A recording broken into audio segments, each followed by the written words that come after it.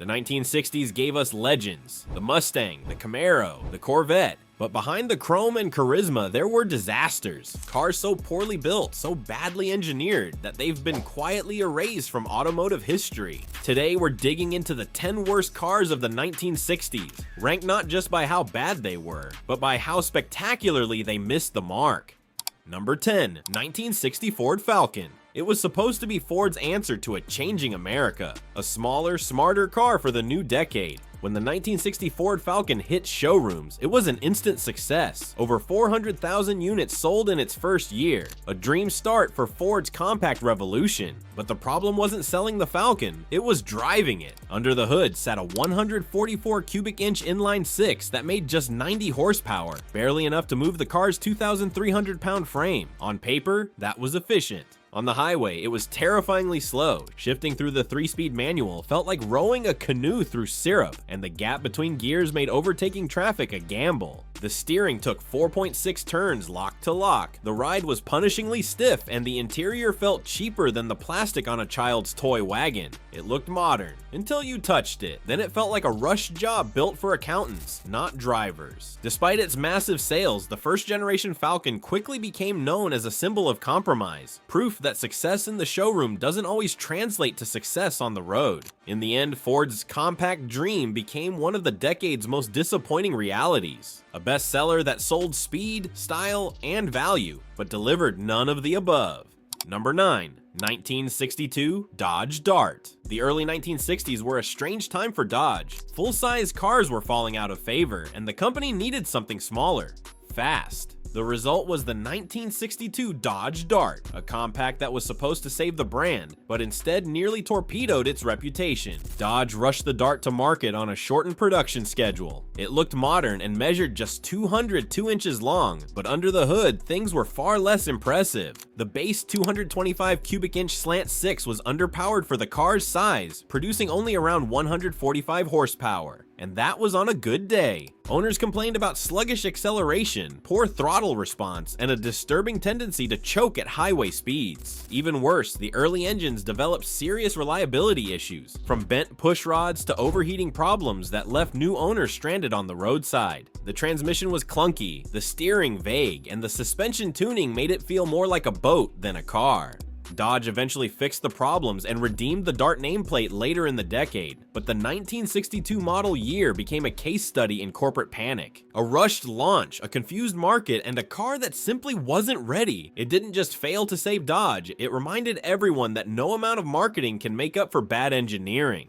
Number 8, 1965 to 1967 AMC Rambler Marlin. When American Motors unveiled the Rambler Marlin, they wanted to prove they could build something bold, a personal luxury coupe that could stand toe-to-toe with the Mustang and the Riviera. On paper, it made sense. A sleek fastback roofline, upscale interior, and optional V8 power. But in execution, it was a case study in style over sense. MC built the Marlin on the Rambler Classic platform, a chassis designed for family sedans, not sporty coupes. The result was a car that looked athletic, but handled like a station wagon in disguise. That huge fastback roof, it didn't make the Marlin look futuristic, it just made it look heavy, and it was. Performance was sluggish, steering numb, and the driving experience felt completely at odds with its personal luxury promise. Sales started at over 10,000 units in 1965, then plunged to barely 2,500 by 1967, a nosedive that ended production after just 3 years. The Marlin was AMC's boldest attempt to be cool, and proof that you can't fake performance with a roofline alone.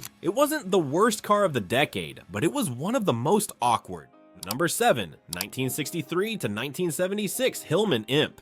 In the early 60s, Britain was obsessed with small cars. The Mini had just proven that compact could be cool, and Roots Group wanted a slice of that success. Their answer was the Hillman Imp, a tiny rear-engined hatch that looked clever, handled well, and even borrowed racing DNA from Coventry Climax. On paper, it should have been a masterpiece. Instead, it became one of the biggest disappointments in British motoring. The Imp's 875 cubic centimeters aluminum engine was advanced for its time, light, efficient, and mounted at a 45-degree angle to lower the center of gravity, but the car was rushed into production before engineers had solved its flaws. The new Linwood plant in Scotland was barely finished when assembly began, and it showed. Cooling issues plagued the rear-mounted engine, water pumps failed, gearboxes cracked, electrical systems shorted out in the rain, a real problem in a country famous for its rain. By the time Roots fixed most of the problems, the Imp's reputation was already dead. Sales plunged, and the Mini continued to dominate the streets. The Hillman Imp wasn't a bad idea. It was a good idea done badly. A reminder that innovation means nothing if you don't take the time to build it right. Number 6. 1960 to 1967 Renault Dauphine. In Europe, the Renault Dauphine was adored, a symbol of affordable style and post-war optimism. It was small, elegant, and efficient. Everything American cars weren't. So when Renault brought it to the US, they thought they had a hit on their hands. They didn't. American drivers expected muscle, not modesty, and the Dauphine's tiny 845 cubic centimeter engine produced just 32 horsepower. That might have been fine for narrow Parisian streets, but on American highways, it was terrifyingly slow. Merging onto the interstate in a Dauphine wasn't driving, it was a leap of faith. And the problems didn't stop there. The steel used in early production was notoriously poor in quality, and US climates, from snowy New York to salty California air, ate the car alive. Rust would appear within a few years, sometimes before the warranty even expired. Despite its graceful lines and European charm, the Dauphine became a punchline, a car that couldn't handle the very roads it was sold on. It remains one of the most spectacular examples of a foreign success story lost in translation. Number 5. 1964 to 1967 Vauxhall Victor FC. On launch day, Vauxhall promised that the new Victor 101 would be the most advanced family car Britain had ever built. It even wore its ambition in its name, 101, for the number of claimed improvements over the previous model. Unfortunately, rust was not one of them. Within months, proud owners began discovering that their shiny new Victors were dissolving, literally, before their eyes. The steel used in production was of such poor quality that surface rust appeared within a year, and by the time the car hit its 3rd birthday, entire panels were flaking away. The 1.6-liter inline-4 produced a modest 66 horsepower, and the gearbox was infamous for its whining noise, one that grew louder as the car grew older. Drivers joked that if the gearbox didn't alert pedestrians, the rattling body panels would. Even when it was new, the Victor's ride was harsh, steering vague, and fuel economy unimpressive compared to its rivals. But it's the rust that truly earned it infamy. So much so that used car dealers began referring to them as victims, not victors. For Vauxhall, it was a national embarrassment. For everyone else, it was a cautionary tale about what happens when a car maker confuses production volume with quality control.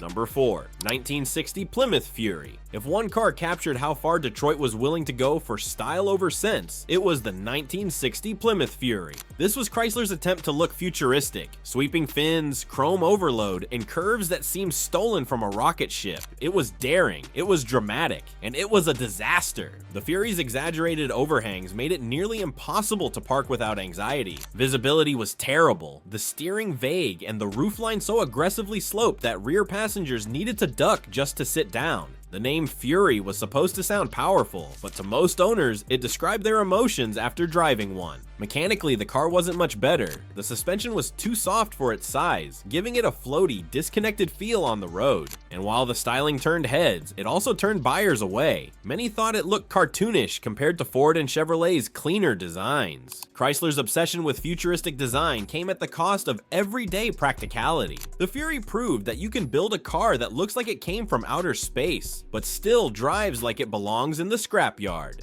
Number 3. 1967 Maserati Mistral. Few cars from the 1960s looked as stunning as the Maserati Mistral. It was the definition of Italian elegance. Long hood, short deck, and curves that seemed sculpted by the wind itself. Designed by Pietro Frua, the Mistral looked like it belonged on a Riviera postcard, but owning one? That was another story entirely. Underneath its gorgeous exterior lived a ticking time bomb of electrical and mechanical headaches. The 4.0-liter straight-six engine made a healthy 255 horsepower, but it came with constant breakdowns, leaks, and overheating. And when something went wrong, which it often did, repairs were slow, expensive, and maddeningly complex. The electrical system was notoriously unreliable. A Mistral could go from running perfectly to completely dead without warning, stranding its owner in the middle of nowhere, usually in something silk under the Italian sun. It was the ultimate case of beauty over reliability. A car that promised Ferrari performance with grand touring luxury, and delivered neither for long. Number 2, 1960 to 1963 Chevrolet Corvair. Few cars in history have been as controversial as the Chevrolet Corvair. It wasn't just a car, it was a cultural flashpoint. GM wanted to compete with the Volkswagen Beetle by building an American rear-engine compact. Instead, they created one of the most infamous safety scandals in automotive history. On paper, the Corvair sounded revolutionary. An air-cooled, rear-mounted flat-six engine, sleek design, and European-style handling. But in reality, that handling became its downfall. Because of its unusual suspension design, the Corvair was prone to sudden oversteer. The rear end could swing out violently during sharp turns. To make matters worse, Chevy required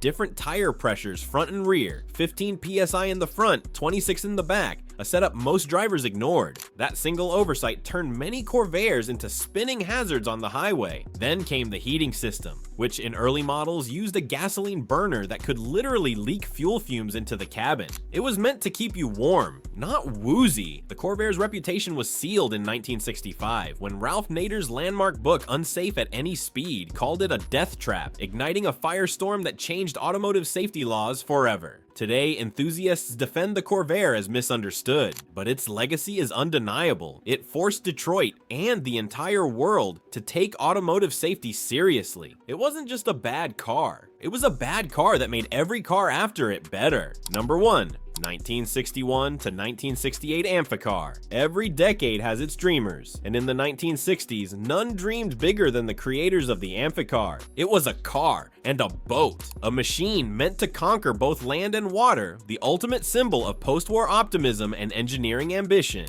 Unfortunately, it also became the ultimate symbol of how ambition can sink you. The Amphicar's idea was simple: drive it to the lake, pull a lever, and sail away. In practice, it was pure chaos. The 1.2-liter, 43-horsepower engine barely moved the car on land, and once in the water, its twin propellers could only push it at 7 knots. The company bragged it was the fastest car on the water and the fastest boat on the road. They weren't wrong, because no one else was foolish enough to compete. But the Amphicar's biggest flaw wasn't speed, it was leakage. The body panels weren't truly watertight, and the bilge pump was all that stood between a pleasant cruise and a slow, embarrassing sink. If that pump failed, you didn't just stall, you sank. Maintenance was expensive, reliability non-existent, and parts corroded faster than owners could replace them. Time magazine famously called it a car that promised to revolutionize drowning. The Amphicar's failure was spectacular, but unforgettable. It represented the boundless optimism of the 1960s, and the harsh reality that some dreams are better left on paper.